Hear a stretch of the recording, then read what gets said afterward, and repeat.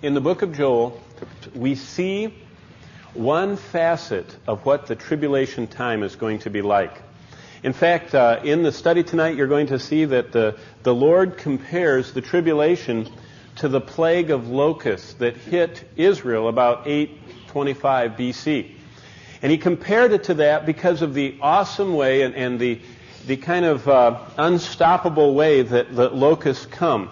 And I'll be reading to you a lot of facts. The study on locusts really gripped my heart.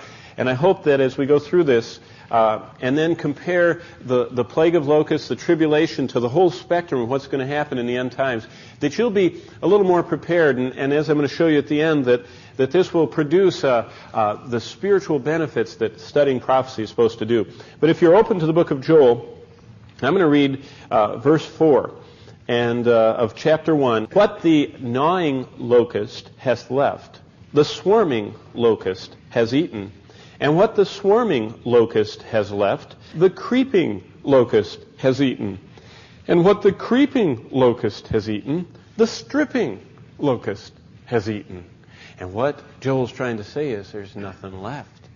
And we'll see in just a moment what a very fitting picture of what God's going to do in the tribulation hour. The book of Joel tells us of a great plague of insects which came upon the land of Judah as a judgment from God against sin. Now, remember, what I'm going to read the next line is very clearly an Old Testament promise. In the law, God promised material prosperity to his people for obedience. And he promised adversity for disobedience. Now remember, that's to the Jewish people. He promised them a land, he promised them prosperity, he promised them health. He said, if you keep my commandments, you'll be healthy. Remember, that's to the Jews. The period described in the opening prophecy was one of famine and suffering because of an enormous horde of insects that had eaten much of the vegetation.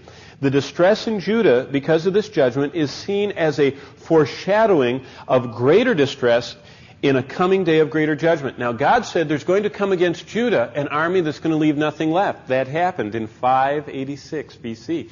It was preceded by the coming of Nebuchadnezzar prior to that twice. He came in 605 and 598. He came twice. It's kind of like the creeping locust, and then the stripping locust, and then the gnawing locust. And that's how the Babylonians came. And it's interesting that over 200 years before it happened, God warned it was going to happen. He said, it's going to come to you, Judah, because you're not obedient. That yet future period is described as the day of the Lord. This phrase may be considered as the theme of the book. The day of the Lord is a time of God's judgment upon the earth in connection with the second coming of Christ. And now we have a simple basic outline of this book. 2 parts. This is a really simple book. Number 1, the plague of insects in the day of the Lord. That's chapter 1 and almost all of chapter 2. Then, the second point is blessings and judgment in the last days. That's 2:28 all the way through the end of the book.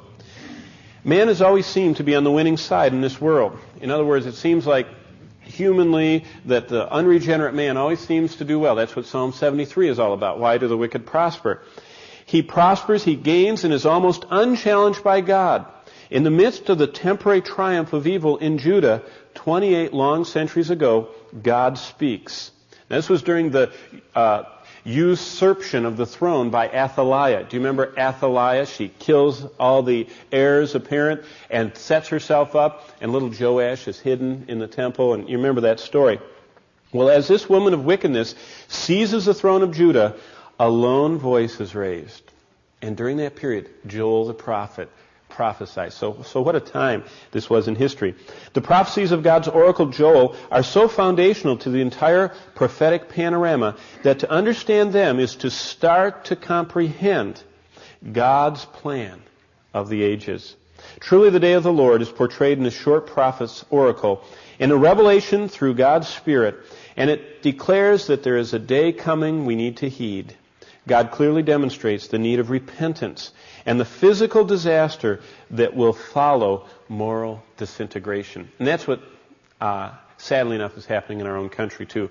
As our country morally disintegrates, physical disaster is close on the heels.